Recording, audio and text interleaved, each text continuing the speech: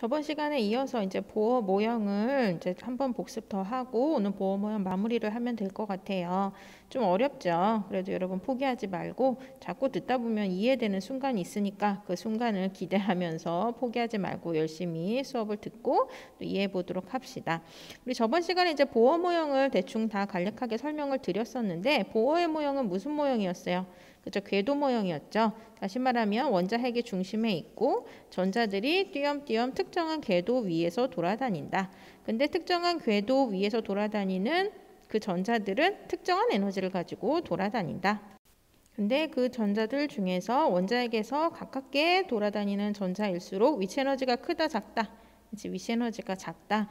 다시 말하면 원자핵에서 멀리 갈수록 위치 에너지를 크게 갖고 있는 전자들이 돌아다니고 있다. 이렇게 생각해 주라 그랬고, 그 다음에 이제 이 궤도 자체가 띄엄띄엄이기 때문에, 그렇죠? 궤도가 연속적으로 쭉 펼쳐져 있는 게 아니잖아요. 여기 하나 있고, 그 다음에 또 있고, 그 다음에 있고, 이런 식으로 이제 궤도와 궤도 사이가 불연속적으로 띄엄띄엄 있기 때문에 이 전자들, 첫 번째 궤도, 두 번째 궤도, 세 번째 궤도에서 돌아다니는 전자들이 갖는 위치 에너지도 연속적이지 않고 불연속적이고 띄엄띄엄이다. 이런 궤도 모형을 이제 주장을 했던 거죠.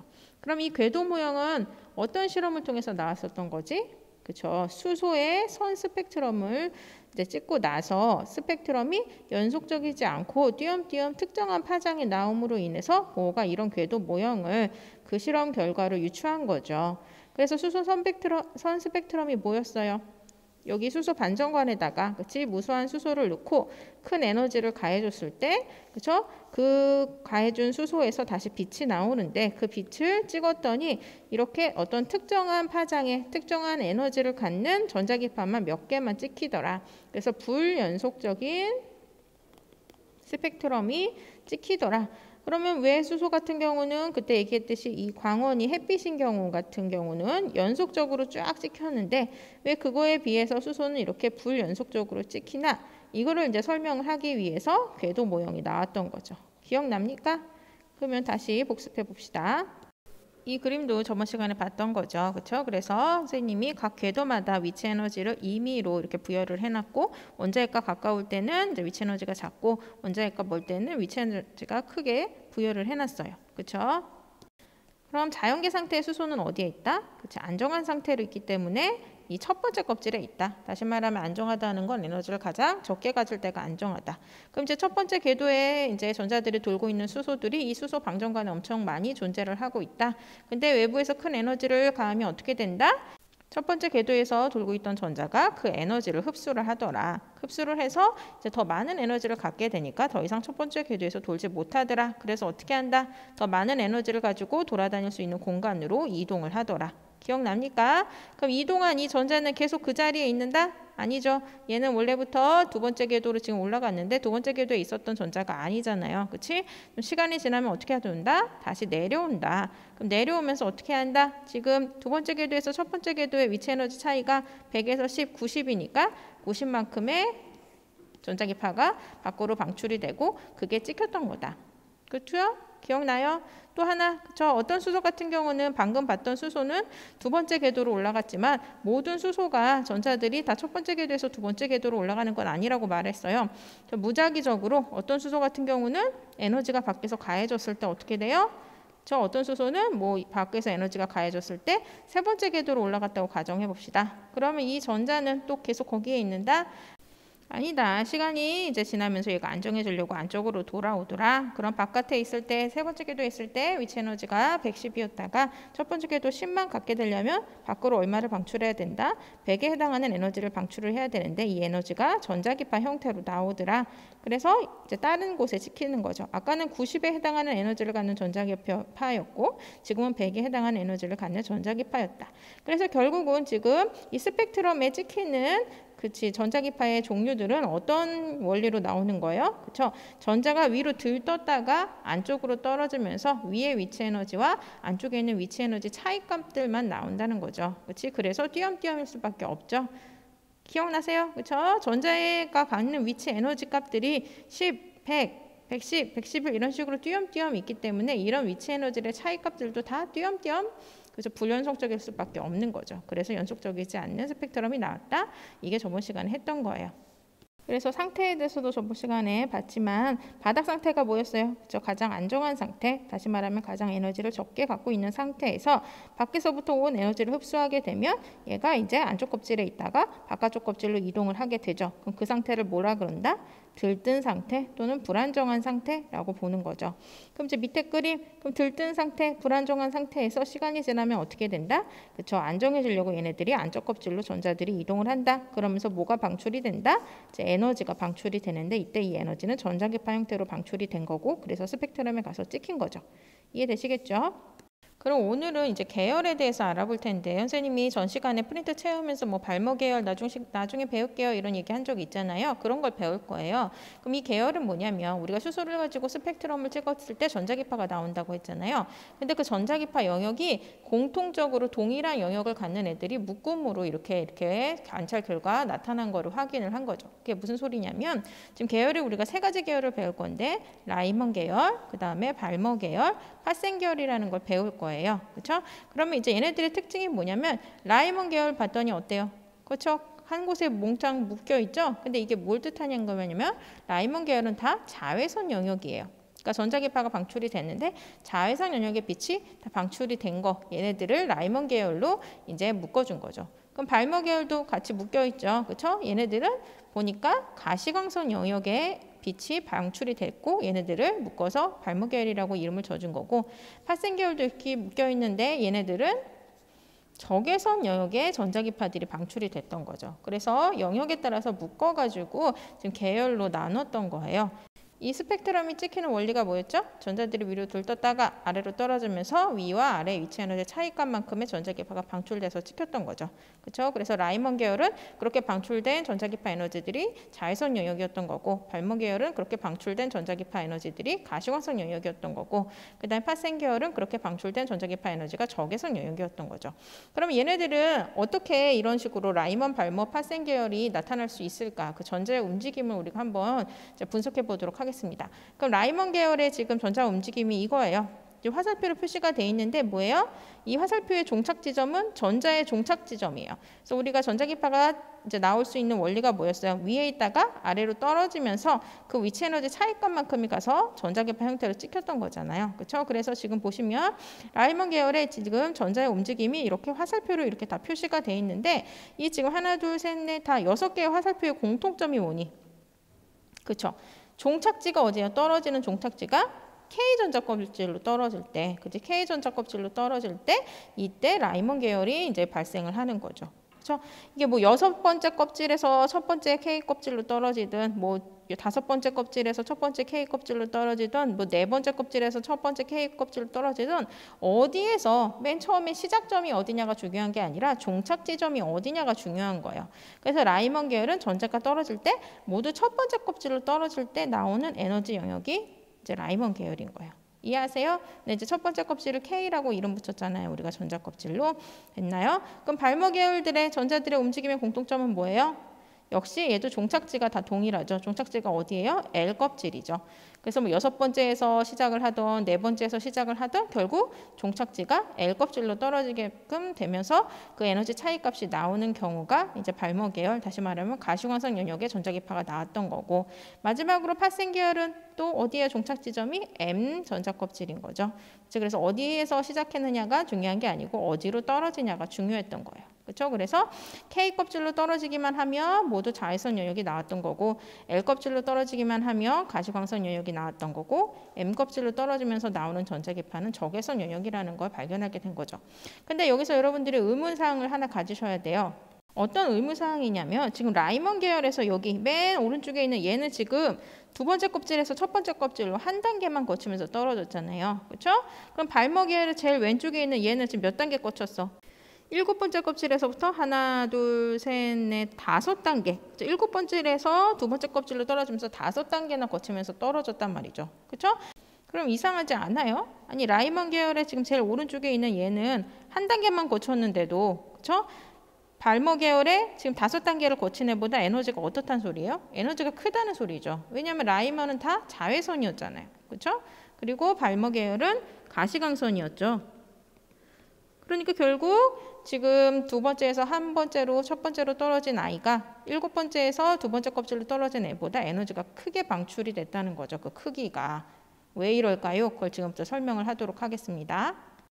그럼 그 이유에 대해서 알아보도록 할게요. 우리가 앞에 선생님이 수소 선스펙트럼의 그 실험을 이제 설명을 하면서 전자껍질마다 위치 에너지를 인위적으로 부여를 해놨었잖아요. 혹시 기억날지 모르겠으나 첫 번째 껍질은 10이라고 선생님이 부여를 해놨고 그 다음엔 100, 그 다음 뭘로 했을까? 110인가로 해놨을 거예요. 마지막은 111로 해놨어요. 그럼 이게 인위적으로 값으로 선생님이 이 에너지를 부여를 해놨지만 이 안에 어떤 의미가 담겨져 있어요. 어떤 거냐면 껍질과 껍질 사이에 에너지 차이 값이 다 동일하지 않다는 거죠. 무슨 소리냐면 지금 첫 번째 껍질은 10, 두 번째 껍질은 100이잖아요. 그럼 얘네들의 에너지 차이는 얼마요? 90 정도 차이가 나요. 근데 두 번째 껍질과 세 번째 껍질의 에너지는 얼마큼만 차이 나요? 10밖에 차이가 안 나고 세 번째 껍질과 네 번째 껍질은 1밖에 차이가 안 난다고요. 이해하세요? 그러니까 계단으로 치면 이런 거죠. 첫 번째 껍질은 에너지가 여기 있다고 쳐.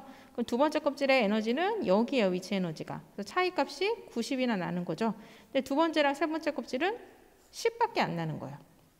그렇죠? 그 다음에 마지막으로 세 번째와 네 번째는 1밖에 안 나는 거예요. 그래서 위치 에너지 차이 값이 모든 껍질과 껍질 사이에 동일한 차이 값이 나는 게 아니라 첫 번째랑 두 번째 껍질의 위치 에너지 차이는 매우 크지만 그 위로 올라갈수록 그 간격, 위치 에너지 차이 값의 간격이 매우 좁아지는 거죠.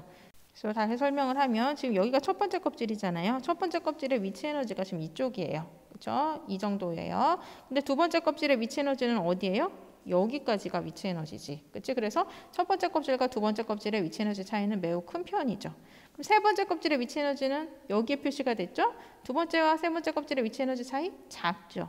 세 번째랑 네 번째는 더 작죠? 네 번째랑 다섯 번째는 더 작죠. 그래서 이 위치 에너지가 부여가 돼 있고 원자 핵에서부터 멀어질수록 위치 에너지가 크다는 건 아는데, 그렇죠? 나 이렇게 그초를 많이 쓸까? 미안해요. 거슬리더라도 잘 들어주세요.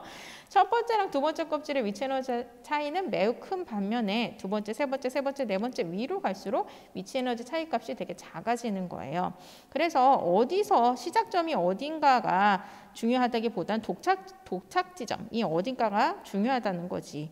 그래서 두 번째에서 첫 번째를 거치면서 떨어지는 아이들, 뭐 다섯 번째에서 첫 번째로 떨어지든 네 번째에서 첫 번째로 떨어지던 간에 두 번째랑 첫 번째 이 궤도를 거치면서 떨어지는 애들은 큰 에너지가 나올 수밖에 없는 거죠. 첫 번째랑 두 번째 껍질의 에너지 차이가 매우 크기 때문에. 그래서 어디서 떨어지든 첫 번째랑 두 번째 그 사이 값을 거치면서 떨어지는 애들은 큰 에너지가 나오고 자외선 파장이 나오는 거고, 얘네들을 무슨 계열이라 그런다? 라이먼 계열이라고 부르는 거죠. 그 다음에 이제 어디서 떨어지든 간에 이제 두 번째 껍질로 떨어지게 되는 애들은, 얘네들은 가시광선 연역에 파장이 나오는 거고, 얘네들은 무슨 계열? 저 발모 계열이 되는 거고, 마지막으로 어디서 떨어지든 세 번째 껍질로 도착하는 애들은 더 작은 에너지가 되면서 파생 계열, 적외선 영역에 에너지가 나오게 되는 거죠. 그래서 여러분들이 문제를 풀면서 가장 먼저 봐야 될 게 뭐냐면, 문제에 이런 문제가 나왔다고 쳐요. 이제 나오는 전자기파 에너지 중에 에너지가 가장 큰 애를 고르시오. 이렇게 이제 나올 수가 있어요. 그럼 여러분들이 뭐를 골라야 되냐면 도착 지점이 어디인가를 먼저 봐야 되는 거죠. 도착 지점이 첫 번째 껍질이냐, 두 번째 껍질이냐, 세 번째 껍질이냐, 그렇죠? 그걸 먼저 보시고 어디로 떨어질수록 에너지가 큰 전자기파가 나와요? 첫 번째 껍질로 떨어질수록. 됐죠? 그 다음에 이제 만약에 그 떨어지는 도착 지점이 같아. 예를 들어서 지금 가시광선 연역의 이 맨 오른쪽에 있는 애랑 맨 왼쪽에 있는 애를 보자. 둘 다 두 번째 전자껍질로 떨어진 거잖아요. 그렇죠? 그럼 얘네들은 둘 다 가시광선 연역이란 말이에요. 둘 다 발모 계열인 거고. 그러면 이제 이 오른쪽에 있는 애를 기역이라 그러고 왼쪽에 있는 애는 니은이라 그럽시다. 그럼 얘네들이 떨어질 때 나오는 전자기파 에너지 크기가 동일할까요? 아니죠. 달라요. 누가 더 클까요? 그래서 니은이 더 크겠죠. 왜냐하면 기역 같은 경우는 한 단계만 거치면서 떨어지잖아. 그죠? 근데 니은은 여러 단계를 거치면서 떨어지니까 더 큰 에너지 차이값을 방출할 수 있다는 거죠. 이해하시겠어요? 그래서 그렇게 여러분들이 문제를 풀어주실 때 처음에는 도착 지점을 보고 도착 지점이 같다면 얼마나를 거치면서 떨어지냐, 그걸 가지고 전자기파 에너지가 클지 아니면 작을지를 분석을 해주시면 돼요. 이해하시겠어요? 그리고 또 하나, 지금 방금 설명드렸던 기역과 니은의 전자기파 에너지가 나와서 찍혔다고 합시다. 그럼 이 전자기파의 파장의 길이는 누가 더 짧을까요? 기역과 니은 중에. 그쵸? 니은이 더 짧겠죠? 우리가 파장이 짧을수록 더 에너지가 크다 그랬는데 니은이 에너지가 크기 때문에 니은 전자기파의 파장이 더 짧게 나오겠죠. 이해되시겠어요? 그럼 앞에서 배운 걸 바탕으로 정리를 해봅시다. 프린트 5페이지. 원자의 스펙트럼 계열 봅시다. 라이먼 계열은 들뜬 상태의 전자가 어디로 떨어지는 거예요? 그쵸? K 전자 껍질. 떨어지면서 뭐를 방출한다? 자외선을 방출한다. 그 다음에 발모 계열은 들뜬 상태의 전자가 어디로 떨어져요? L 전자 껍질. 뭘 방출한다? 그치, 가시광선. 그래서 이렇게 발모 계열 같은 거는 육안으로 확인이 가능해요. 육안이라는 게 뭐예요? 사람 눈으로. 그렇죠? 그 다음에 파생 계열은 들뜬 상태의 전자가 어디로 떨어져요? KL, M 전자 껍질. 뭘 방출한다? 적외선을 방출한다. 이렇게 되면 이제 정리가 되시나요? 그럼 이제 보호 모형을 좀 확대해 봅시다. 우리가 보호가 뭐 가지고 실험했다고 했죠? 보호는 수소 가지고만 실험을 했고 이 수소의 실험을 바탕으로 라이먼, 발머, 파생 계열을 비롯한 이제 궤도 모형을 주장을 했던 거예요. 근데 이제 원자 모형이라는 게 수소 하나에만 국한되면 안 되는 거잖아. 그렇지? 다른 원자들도 이런 궤도 모형으로 설명을 할 줄 알아야 돼요. 그래서 보호가 이제 어떤 걸 착안을 했냐면 이제 전자가 궤도 위를 도는데 각 전자 껍질마다 최대로 수용할 수 있는 전자수가 있다고 봤어요. 그래서 지금 여러분들 이 그림 자주 보셨잖아요. 그렇죠? 이게 보호의 궤도 모형으로 지금 원자들을 자세하게 그리고 간단하게 정리를 해 놓은 거예요.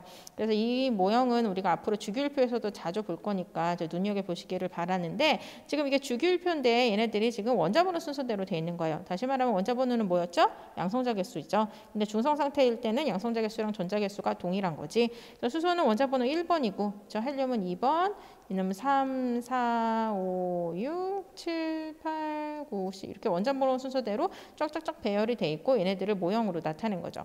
그럼 수소부터 봅시다. 수소는 전자가 한 개잖아요. 원자번호 1번이니까 중성 상태에서. 그럼 전자 한 개가 안정할 때 어디서 돈다 그랬어요? 그렇죠. 첫 번째 껍질에서 돈다 그랬죠. 그래서 이 그림을 보시면 전자 하나가 첫 번째 껍질에서 돌고 있는 게 보이실 거예요. 그럼 헬륨은 이제 원자번호 2번이래요. 그러면 전자가 몇 개일까요? 전자가 2개잖아요. 그냥 2개가 어디서 돌고 있어요? 그림에서 보듯이 첫 번째 껍질에서 전자 2개가 돌고 있어요. 이게 안정한 상태래요. 됐나요? 그 다음에 이제 3번이 리튬인데 리튬은 원자번호 3번이기 때문에 전자가 3개가 있어요. 근데 그 3개가 전부 다 첫 번째 껍질에서 돌지 않고 보시면 어떻게 돼 있어요? 첫 번째 껍질에서 2개만 돌고요. 나머지 하나는 두 번째 껍질에서 돌고 있더래요. 이게 리튬의 안정한 상태라고 보호는 봤어요.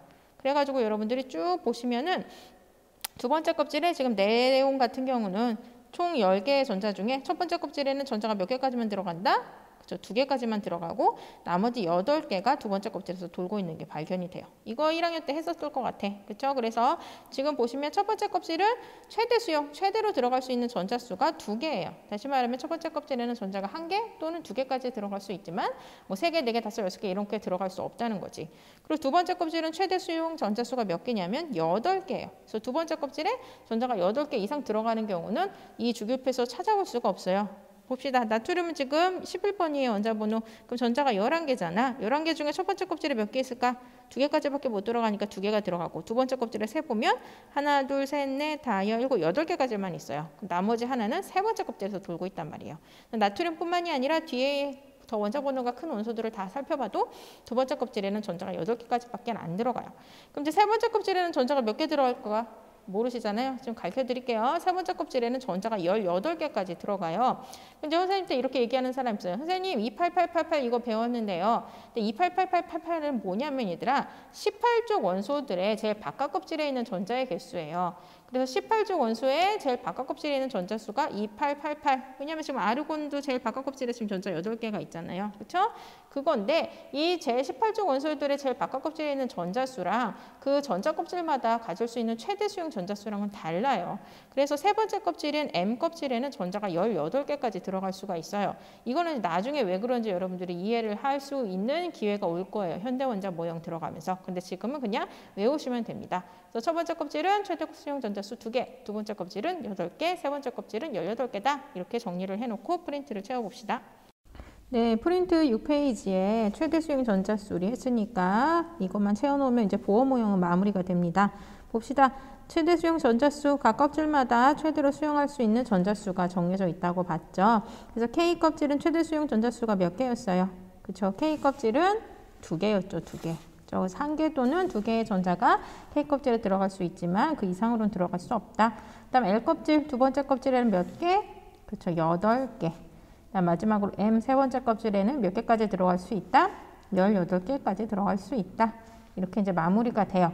그럼 이제 보어 모형 여기서 이제 끝이 나고요. 이제 현대원자 모형으로 들어갈 거예요. 그럼 이제 현대원자 모형과 관련된 실험부터 살펴보도록 할게요. 우리가 보어의 궤도 모형과 관련된 실험이 뭐였죠? 저 위에 있는 지금 이 수소의 선 스펙트럼, 수소를 방정관에다 넣고 큰 에너지를 가했을 때 그 수소를 통해서 나오는 빛을 스펙트럼으로 찍었더니 띄엄띄엄 몇 가지 종류의 이제 전자기파 에너지가 방출이 되더라. 그래서 왜 이렇게 불연속적일까 하면서 이제 불연속적인 에너지를 갖는 전자들의 개념이 이제 나타났고, 그 전자들이 움직이면서 높은 에너지에서 낮은 에너지로 준위로 이동을 할 때 그 에너지 차이값만큼 방출하면서 그 차이값에 해당하는 전자기파 에너지가 나왔다. 이게 이제 보어의 궤도 모형이었죠. 근데 이제 현대로 들어오면서 이거에 대해서 또 한계점이 나타나기 시작해요. 뭐냐면 보어는 어떤 원소를 가지고 실험을 했다? 그죠? 수소에 이제 선 스펙트럼을 찍었죠. 근데 다른 원소의 선 스펙트럼에 대해서는 그렇게 깊게 생각하지 않았나 봐요. 근데 후에 이제 다른 과학자들이 다른 원소들의 선 스펙트럼을 찍어봤어요. 그랬더니 이제 이게 밑에 있는 그림이 지금 헬륨이거든요. 헬륨은 원자번호 2번으로서 수소보다 전자가 하나 더 많아요. 그러니까 양성자 2개, 전자 2개인데 이제 이 선 스펙트럼을 헬륨을 찍기 전에는 과학자들이 어떻게 예측을 했었냐면, 우리가 앞에서도 봤지만 보어가 모든 원자들이 다 똑같이 동일한 전자 껍질을 갖고 있다고 봤었어요. 뭐 K 전자 껍질, L, M, N 이렇게. 그럼 생각할 때 여러분, 전자가 위로 들떴다가 나올 수 있는 에너지들이 다 어때야 돼? 모든 원소들이 다 똑같은 에너지 준위를 갖는 똑같은 껍질이 있어. 그러면 위로 들떴다가 나올 때 떨어지는 에너지 값이 다 같아야 될 것 같잖아요. 그래서 예측하기로는 헬륨도 수소처럼 선 스펙트럼이 개수가 동일하게 비슷하게 나올 거라고 생각을 했는데, 보니까 헬륨의 스펙트럼은 어때요? 수소에 비해서 개수가 많이 다분화돼 있죠. 개수가 훨씬 많다는 소리예요. 개수가 많다는 거 여러분들 뒤에 가서 잘 설명을 하겠지만 한번 예측해 보세요. 스펙트럼 개수가 많다는 건 뭘 의미할까? 그치? 스펙트럼에 전자기파가 나오는 원리가 뭐였어요? 위로 올라갔다가 아래로 떨어지면서 에너지값 차이만큼이 나오는 거잖아요. 근데 보면은 수소에 비해서 헬륨은 그 에너지값 차이가 많아졌다는 소리죠. 그럼 에너지값 차이가 많아질 수 있는 조건은 뭘까? 에너지가 준위가 더 다양해졌다는 거지. 다시 말하면 보어는 K, L, M, N 전자 껍질로 단순하게 이제 에너지들이 다 부여가 됐을 반면, 그 다음에 헬륨 같은 애들은 그 전자 껍질 말고도 뭔가 에너지가 더 많이 생겼다는 거죠. 에너지 준위가. 그렇기 때문에 에너지 차이값이 많이 생길 수 있다는 거지. 지금 이 상황이 이해가 안 가면 뒤에 가서 자세히 설명을 할 테니까 그걸로 보면서 이해를 하시면 되고, 이제 지금부터 뭐를 할 거냐면, 이렇게 이제 현대 원자 모형에 들어와서 지금 헬륨의 스펙트럼에 대해서 얘기했는데, 헬륨과 같은 원자를 뭐라 그러냐면 다전자 원자라 그래요. 그러니까 수소는 전자가 하나잖아요. 근데 이제 수소 이외의 원자들은 다 전자가 2개 이상이란 말이에요. 얘네들을 다전자, 다가 무슨 달까요? 그래서 많을 다를 뜻해요. 그래서 전자가 많은 원자들이 뜻하는데, 이 다전자 원자들의 스펙트럼을 보어는 설명해 주지를 못해요. 전자 껍질로만으로는 왜 스펙트럼 개수가 왜 수소에 비해서 다전자 원자들이 이렇게 많이 나오는지에 대해서. 그래서 이런 이제 곤란한 상황이 발견이 되면서 이제 현대 원자 모형으로 넘어가는데, 현대 원자 모형으로 넘어가면서 또 과학에서 엄청난 이변이 일어나요. 무슨 이변이 일어나냐면, 이제 우리가 이 보어까지는 전자라는 아이의 특징에 대해서 입자라고 생각을 했어요. 그러니까 입자가 뭐예요? 질량을 갖고 있고 어떤 딱딱한 형체를 갖고 있는 아이를 입자라 그러잖아요. 입자라고 생각을 했고, 그래서 이제 전자의 움직임을 다 파악할 수 있을 거라고 생각을 했단 말이야. 근데 이제 현대에 오면서 전자가 되게 이상하게 행동을 하는 거예요.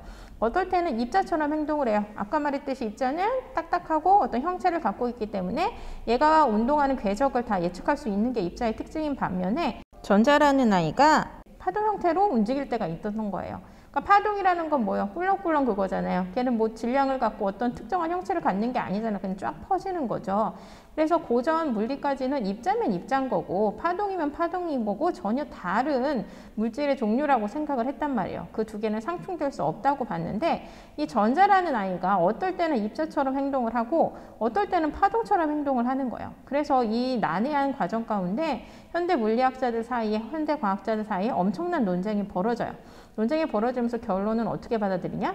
우리가 이해할 수 없다. 이 전자, 우리의 눈에 보이지 않는 이 미시의 세계에 대해서는 이해할 수가 없다. 그래서 전자는 입자처럼 행동할 때도 있고 파동처럼 행동할 때도 있고 그 모든 성질을 그전까지 모순되게 생각했던 그 두 성질을 다 동시에 갖고 있다라고 결론을 내리게 돼요. 그러니까 인간의 한계인 거지. 그치? 그래서 어떻게 한편으로 생각하면은 우리가 이제 거시세계, 우리가 눈으로 보이는 세계의 운동을 보면서 우리가 원인근이 있고 결과가 있고 그렇기 때문에 당연히 우리가 눈에 보이지 않는 세계도 그런 식으로 움직일 거라는 고정관념에서 이제 실험을 했고 그러나 그 실험 결과들이 그 고정관념에 맞지 않음으로 인해서 여러 가지 논쟁이 벌어졌던 거죠. 그래서 선생님 무슨 얘기하는지 좀 어렵죠. 그래서 지금부터 영상 2개를 보면서 조금 쉽게 여러분들이 다가갈 수 있게끔 해드릴게요. 한국과학부와 한국과학창의재단이 함께합니다. 인포그래피 애니메이션 양자역학 이야기 첫 번째. 친구들과 함께 여행지에서 만나기로 했는데 삐졌다. 친구들의 전화는 빗발치고 야 어디? 언제? 이때 나의 위치와 차의 속도를 알려주면 친구들은 잠잠해진다. 버려. 먼저 먹자. 위치와 속도, 이것은 고전역학에서 매우 중요하다. 이전까지의 물리학에 의하면 모든 자연현상이나 우주에서 일어나는 일들은 운동으로 이해할 수 있으며 따라서 모두 예측 가능하다고 하였다. 물론 운동을 이해하는 것은 쉬운 것은 아니었는데 모든 물체는 정지해 있는 것이 자연스러운 법. 조상님, 물체는 움직이는 게 자연스러운 것 같은데요? 아니, 그런 말일세. 아니, 조상님, 그건... 이것은 뉴턴의 고전역학으로 정리되었다. 나 다 알았음. 고전역학은 딱 사과. 아니, 딱 한 줄. 어느 주어진 순간의 위치와 속도를 알면 작용하는 힘에 따라 모든 미래가 결정됨. 달이 지구로 떨어지지 않는 이유도, 쏘아 올린 로켓이 지구 궤도에 오를 수 있는 것도, 발에 맞고 날아간 공이 어디로 갈 것이냐 예측하는 것도 모두 뉴턴으로 인하여 가능하게. 모두 예측 가능하다. 그렇다. 운동으로서 예측 가능하다는 것이 고전역학의 핵심이다. 그런데 문제가 있었으니 그것은 아주 빠른 빛. 나는 우주 최강의 속도를 자랑하지. 1초에 지구를 7바퀴 반이나 돈다고. 그리고 아주 작은 원자 안에서 발생하였다. 원자는 사실 이러한데 원자 핵과 전자 사이가 엄청나게 텅텅 비어있단 말이지. 뭐 편의상 우리는 보통 이렇게 그려왔다. 속지 말자. 일단 원자가 얼마나 중요한지는 모든 과학 지식이 파괴되는 재앙의 현장입니다. 다음 세대에 넘겨줄 지식을 단 한 문장만 말씀해 주신다면요. 모든 것은 원자로 이루어져 있다. 라고 할 만큼 중요한 것인데 모든 미래는 예측 가능하다 했던 고전역학은 이 녀석들 때문에 대혼란을 겪게 된다. 저희가 좀 특별하거든요. 입자이면서 파동이라는. 2편으로 이어집니다. 영상에서 보시듯이 이 전자라는 아이가 그쵸? 입자처럼 행동할 때도 있고 파동처럼 행동할 때도 있는 거죠.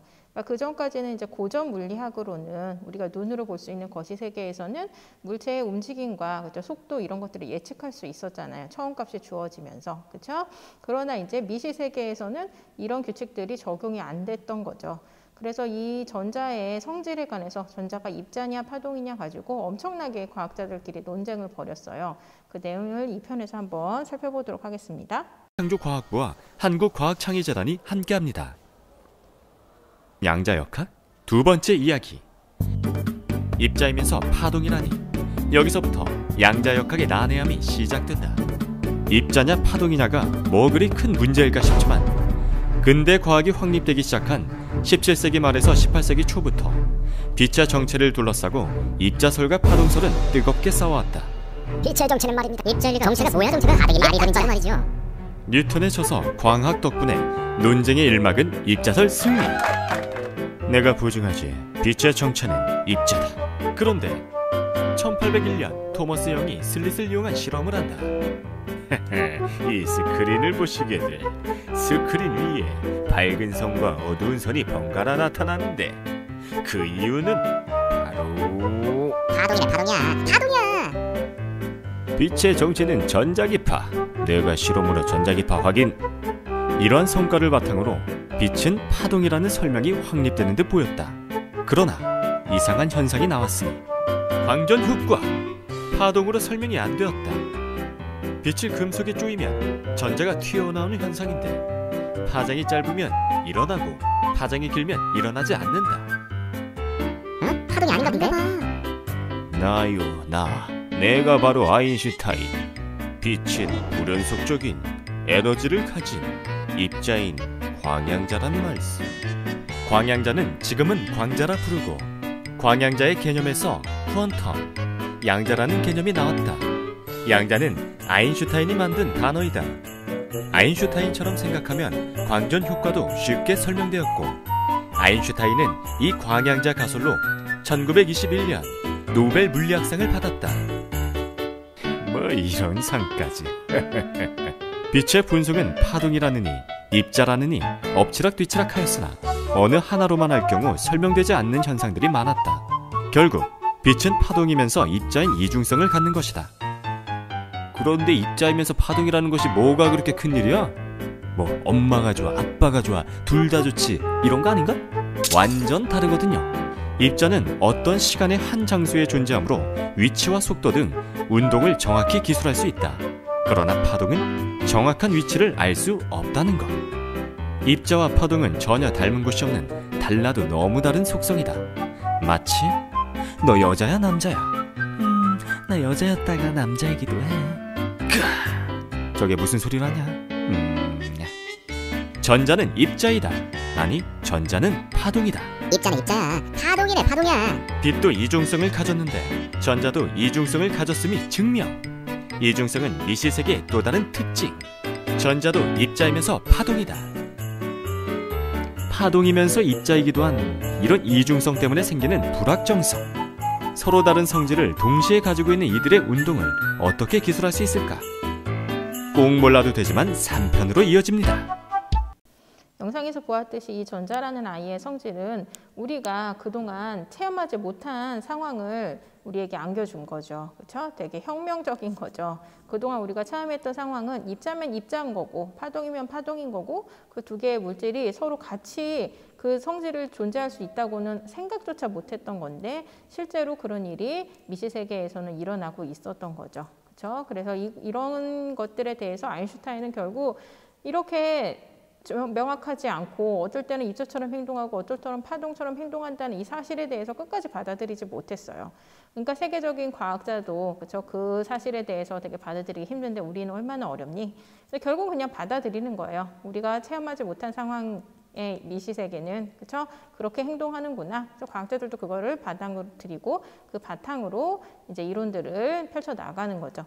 그래서 불확정성 원리라고 맨 끝에 나왔잖아요. 불확정이 뭐예요? 확정지을 수 없다는 거예요. 그래서 전자의 움직임을 정확히 이제 예측하기도 힘들다는 거죠. 할 수 없다는 거죠. 그래서 이 현대의 원자 모형에 와가지고서 그냥 전자가 어느 시점에 어디에서 어떤 운동량을 가지고 있다라고 기술할 수가 없어요. 정확히는.